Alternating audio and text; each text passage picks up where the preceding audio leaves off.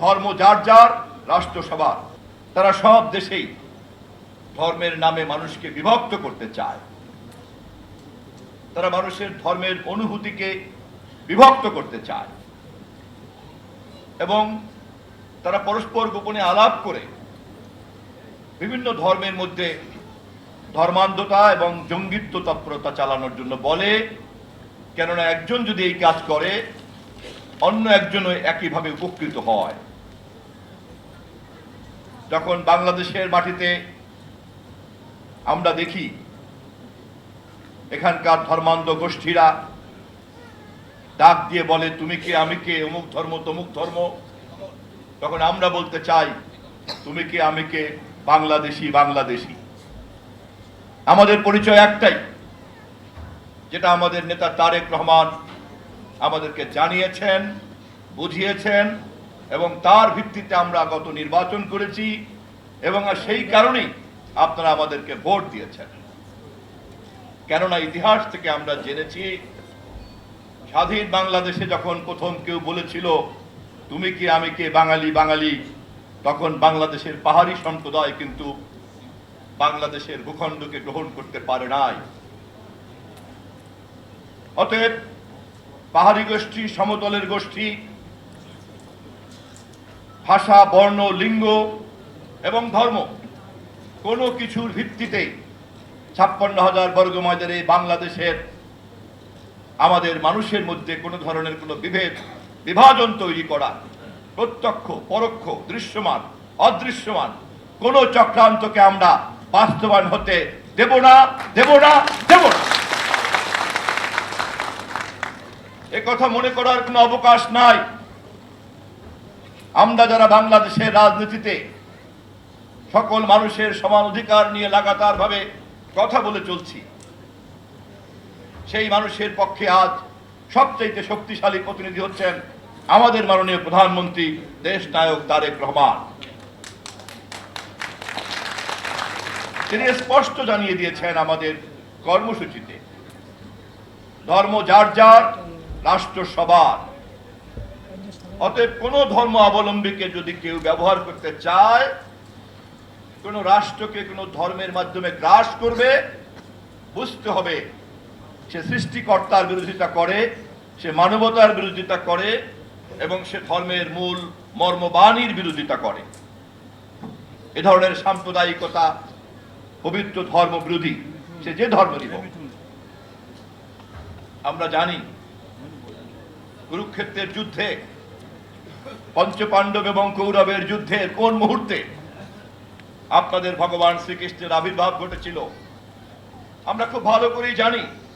মহাভারতের কোন খণ্ডে অর্জুনকে কৃষ্ণ লাগাতার ভাবে উপদেশ দিয়ে গেছেন শুভর পক্ষে তার কি করা উচিত, অশুভের বিরুদ্ধে তার কি করা উচিত, যা এখন গীতাতে আমরা পাঠ করতে পারি। অতএব মূল যুদ্ধ হচ্ছে অশুভের বিরুদ্ধে শুভর যুদ্ধ, মানবতার বিরুদ্ধে মানবতা বিরোধীদের যুদ্ধ। আমরা অবশ্যই ধর্মাবলম্বী, আমরা অবশ্যই যার যার ধর্মতে কঠিনভাবে চর্চা করব, বিশ্বাস করব। আর সেই কারণেই অন্য ধর্মাবলম্বীকেও আমরা সমানভাবে শ্রদ্ধা করব। এবং যখনই আমার ধর্ম বিশ্বাসকে চর্চাকে, আপনার ধর্ম বিশ্বাসকে চর্চাকে, খ্রিস্ট ধর্ম, বৌদ্ধ ধর্ম সহ যে কোনো ধর্মের বিশ্বাস চর্চাকে কোনো মহল সূক্ষ্মভাবে একটি সাম্প্রদায়িক পকেটে পরিণত করার জন্য চক্রান্ত করবে, সাথে সাথে ধর্মপ্রাণ মানুষ ওই ধর্ম ব্যবসায়ীকে আপনারা চিহ্নিত করবেন। আমাদের ধর্মচর্চা তখনই সার্থক হবে যখন আমরা ধর্মচর্চাকারীরা ধর্ম ব্যবসায়ীদেরকে সঠিকভাবে চিনতে পারবো, জানতে পারবো এবং বুঝতে পারবো। রাজনীতিতে দর্শন, চিন্তা, আদর্শ কোন ধর্মীয় দর্শন আদর্শ নয়। ধর্মীয় দর্শন আদর্শ সর্বশক্তিমানকে ঘিরে আবর্তিত হয়। রাজনীতির যে কোনো চিন্তা সেই জনগোষ্ঠীর স্বার্থকে কেন্দ্র করেই আবর্তিত হবে। আপনারা যারা নৌকা মার্কায় ভোট দিয়েছেন বহুদিন, অথবা অন্য কোনো মার্কায় ভোট দিয়েছেন, যারা বিশ্বাস করেছেন যে আপনাদের রাজনৈতিক, সামাজিক, ধার্মিক, ধর্মীয় এবং অর্থনৈতিক অধিকারের জন্য এটা করা উচিত, আপনারা কোনো ভুল করেন নাই। যেমনটি আপনারা গত নির্বাচনে মনে করেছেন যে আপনাদের নিজেদের প্রয়োজনে স্বার্থে আপনাদেরকে ধানের শীষে ভোট দিতে হবে। রাজনৈতিক কোনো মার্কা দেবতা প্রদত্ত কোনো মার্কা নয়। রাজনৈতিক মার্কা, রাজনৈতিক দল, রাজনৈতিক নেতা কোনো দেবদেবী নয়। রাজনৈতিক নেতা নেত্রীদের সমস্ত বক্তব্য জনগণের কল্যাণের জন্য। যতক্ষণ পর্যন্ত জনগণ তা কল্যাণ কর্মসূচি হিসাবে গ্রহণ করবে ততক্ষণই সেই দল এবং সেই মার্কা জনগণের কাছে গ্রহণযোগ্য থাকবে। তা যখন থাকবে না, বর্জন করে ফেলতে হবে।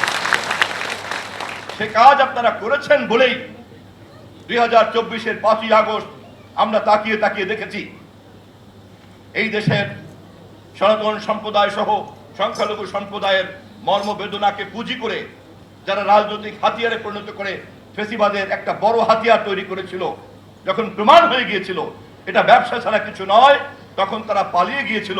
কিন্তু ধর্মপ্রাণ মানুষরা তাকিয়ে তাকিয়ে শুধু করুণা বর্ষণ করেছে, এর চাইতে বেশি কিছু করে নাই। আমরা যারা এখন ক্ষমতায় আছি, আপনাদের ভোটে নির্বাচিত হয়ে আমরা ইতিহাসের এই অংশ থেকে গভীরভাবে পাঠ করেছি এবং আমরা জানি আপনাদের কাছে দেওয়া ওয়াদা, প্রদত্ত ওয়াদা যদি আমরা পূরণ না করি, ইতিহাস আবারও পুনরাবৃত্তি হতে পারে। সে কারণেই আমাদের নেতা দেশ নায়ক তারেক রহমান আপনাদেরকে স্পষ্টভাবে জানিয়েছেন এবং আমি সেই বার্তাই আজকের আপনাদের পূজা উদযাপন পরিষদের দ্বিবার্ষিক সম্মেলনে আবারও উচ্চারণ করতে চাই। ধর্ম যার যার, রাষ্ট্র সবার।